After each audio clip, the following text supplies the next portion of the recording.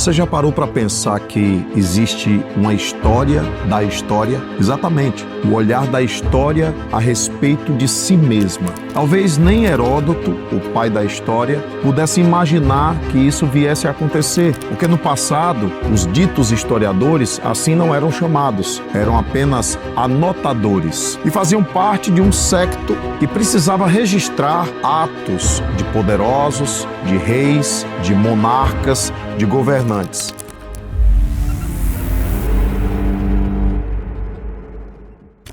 A grande verdade é que, durante a Idade Medieval, um filósofo religioso, pensador, chamado Santo Agostinho, que você já ouviu falar, que você conhece muito bem, ele chegou a imaginar que a história fosse movida pela vontade de Deus. Aquela expressão versicular que diz: nenhuma folha cai de uma árvore que não seja da vontade de meu Pai que está nos céus, acabava fazendo com que ele criasse uma tese da predestinação, a teoria da predestinação. Então, na visão medieval, nessa visão teológica agostiniana, a história seria movida pela vontade de Deus. Mas isso foi utilizado de uma maneira a alienar muita gente. Naquela época, a própria igreja dizia que o bom cristão não se revolta, querendo dizer que se o camponês nasceu camponês, se nasceu pobre, se nasceu em condições deploráveis, isso era fruto da vontade de Deus e não adiantava ao indivíduo lutar contra isso. Essa teoria ou concepção historiográfica foi catalogada posteriormente como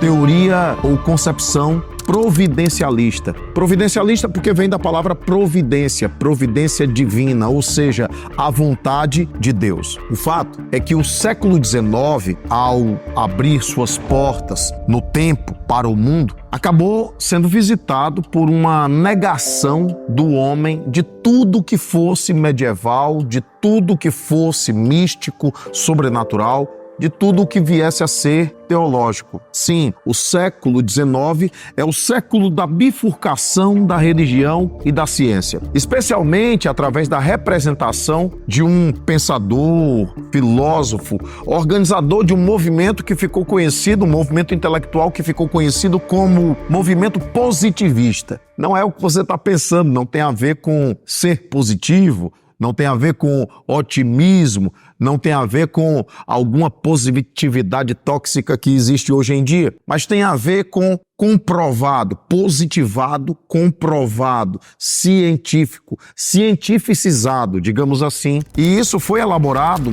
pelo Auguste Comte, ou Auguste Comte, como você queira chamar. O fato é que esse homem, além de classificar as ciências, ele desmembrou as chamadas ciências naturais, que antes eram vistas como ciências naturais num conjunto único, e passou a ser dividida em química, física, biologia, matemática. A verdade é que Auguste Comte, ele acreditava na ciência e, dentro de uma perspectiva de ateísmo, de materialismo e de cepticismo, ele passou a criticar aquele passado providencialista. Nesse âmbito, a história passou a ser vista como ciência e também, nessa mesma época, a sociologia apareceu e foi promovida à conta também de ciência. E aí você deve pensar claramente que Auguste Comte, ele combatia essa tese de que a vontade de Deus é que movia a história. Ele coloca no lugar da vontade de Deus uma lei natural. Mas essa concepção não é menos elitista nem menos alienante, porque ninguém tinha como reclamar da lei natural. As desigualdades sociais, inclusive, passavam a ser explicadas como fruto dessa lei natural. Mas onde reclamar? Onde o balcão de reclamações de uma lei natural que impunha a determinados indivíduos a pobreza do proletariado ou a riqueza do aburguesamento? O século XIX, então, marcado por uma história que privilegia o documento dito oficial, e esse documento tinha que ser exclusivamente escrito. Se esse documento não fosse escrito e não fosse oficial, ele não era passível de ser o repositório da verdade, ele não era passível de ser crível. Por quê? Porque você percebe com clareza que esse documento escrito, ele poderia expressar um fato histórico. mas isso fazia com que a história ficasse muito limitada. Além disso, esses positivistas historiadores, eles acreditavam na imparcialidade, na neutralidade do historiador. Eu pergunto a você, quem é neutro nessa vida?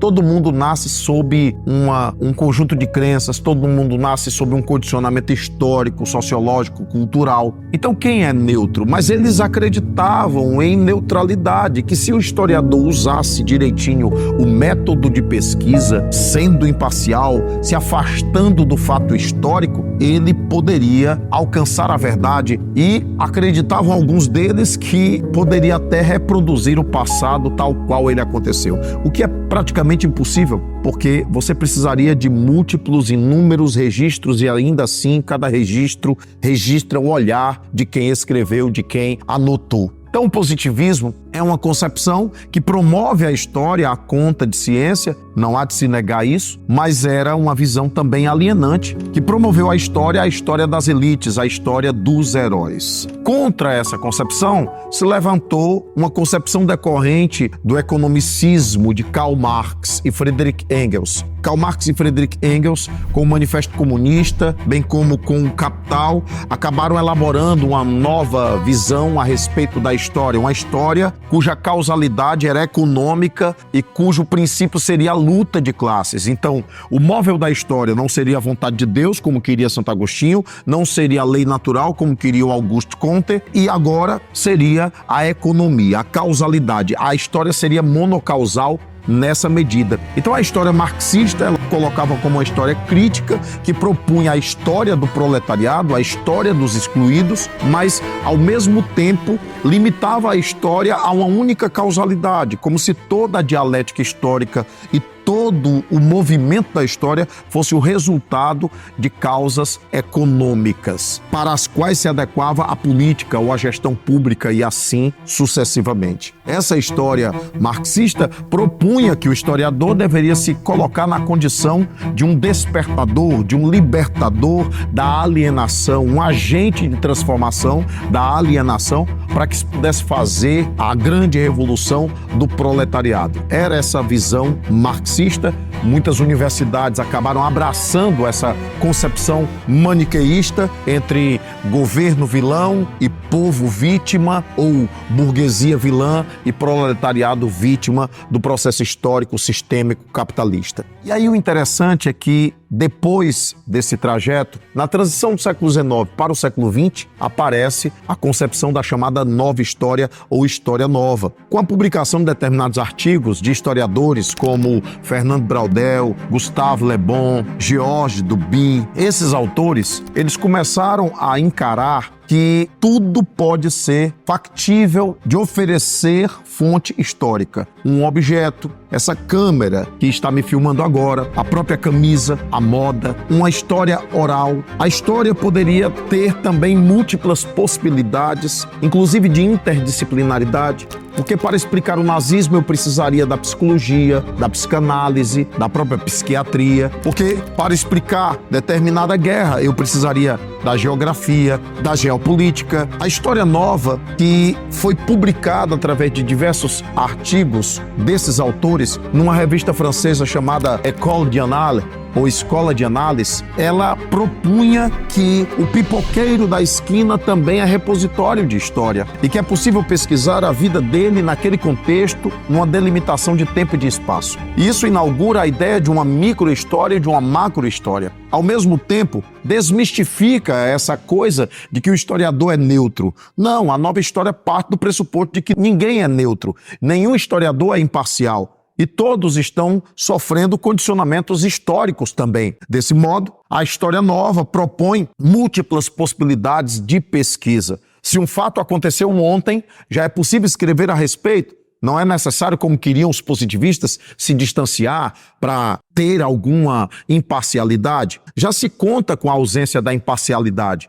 Então, na nova história, nós temos a ideia de uma história oral, de uma história das mentalidades, de uma história do cotidiano, de uma história imediata, assim denominada, de uma história do imaginário popular, para citar um grande autor, José Murilo de Carvalho, que escreveu sobre o imaginário popular do povo carioca relativa à proclamação da República tão recente. Então, nós observamos que a nova história trouxe uma nova roupagem para o modus operandi, para a maneira como o historiador se vê e como a história também se enxerga e se percebe, abrindo caminho para uma diversidade de pesquisas históricas. Isso fez com que grandes historiadores, mesmo que marxistas, começassem a modificar seu pensamento a respeito da história, como o grande Eric Hobsbawm, quando ele escreve sobre a era dos impérios, ou a era das revoluções, ou a era dos extremos, numa perspectiva de macro-história. Então, desse modo, é importante você pensar as concepções historiográficas, porque elas também estão presentes, elas também aparecem em inúmeros textos de diversos autores, nos concursos de vestibulares e em inúmeras outras oportunidades de aferição de conhecimento humano. Espero que você tenha gostado de mais esse Fala Mestre. E se você ainda não se inscreveu no nosso canal, faça isso agora mesmo. Não perca essa oportunidade de ter acesso a esse conhecimento que vai ampliar a sua cultura e o seu repertório de análise dos fatos, das ideias, para os amantes da história e para aqueles que querem usar a história como uma forma de enriquecimento cognitivo. Você também precisa acessar a nossa plataforma do FB Online. A plataforma do FB Online é a melhor plataforma de estudo para os vestibulares, concursos, Olimpíadas e maiores desafios que você possa